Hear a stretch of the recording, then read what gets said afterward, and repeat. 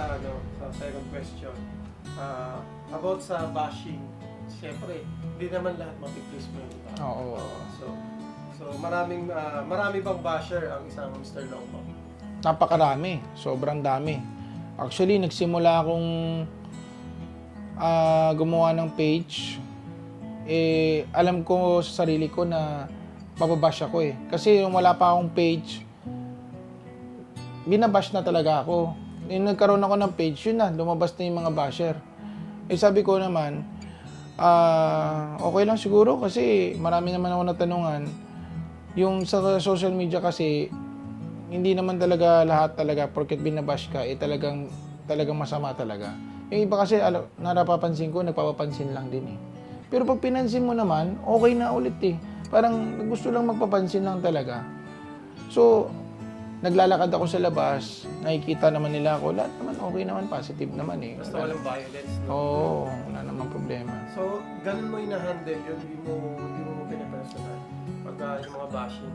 Actually, mas masakit sa akin kung yung magbabash sa akin kilala ko. For me, it's harder to accept kung yung basher talaga na yun is kilala ko. Kasi parang dapat siya ang unang paniniwala sa Oo, kasi matagal na tayo magkakasama eh. Bakit ikaw isa rin sa mga basher ko, di ba? Parang napakasakit nun. Parang tulungan lang, di ba? Para sa business, walang hilahan. Oo. So, meron ba sa time na dumating sa sa dinami-dami ng babash sa'yo, may time ba na may pinatulang ka, gusto mo ng patulan? Yung ulo mo? Actually marami akong may mga nakukuha ko mga ganyan, mga masasamang salita na alam mo na yung curse words and masakit mga sinasabi, pero ginagawa ko na lang is ignore na lang, hindi na lang pinapansin. Agad maaari hindi ko na lang binabasa. Kung kaya i-block ko na. Nineka ka lang. Oo, ganun lang. So, sundan pa natin isang tanong. Paano mo differentiate yung constructive criticism versus pure hate? Hindi, yung constructive criticism naman kasi is criticize ka niya, pero at the same time, kino-correct niya yung mali mo. Mas okay sa'yo yun. Oo, okay naman sa akin yun kasi at least alam ko may mali ako. Pero sa pagiging content creator naman kasi, hindi naman kasi masasabing may mali ka or tama ka. Kasi minsan kasi lahat naman ng pinopost na yan, for the views naman yan talaga. Alam naman natin yan minsan nasasabihin, ba't mo ginagawa yan? Actually, lang yan nagpapahype, nagpapaingay.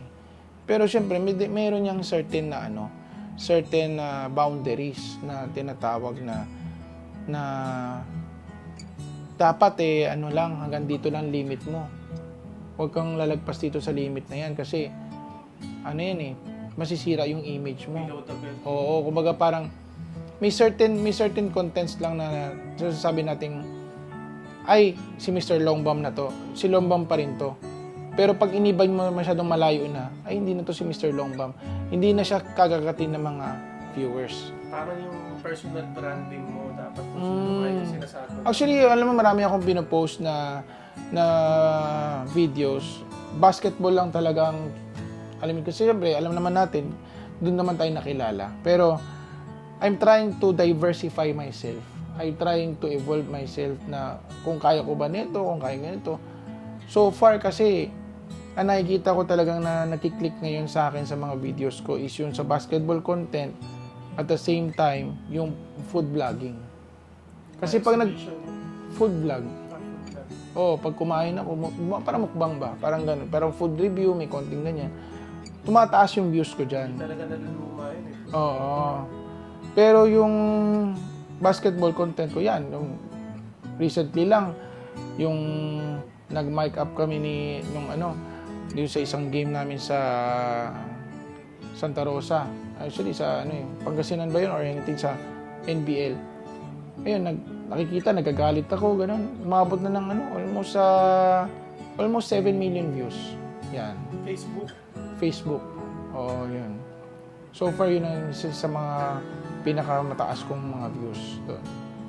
Lagi, minsan may madalas ka rin ba sa mga feeds eh, Ah. especially Facebook.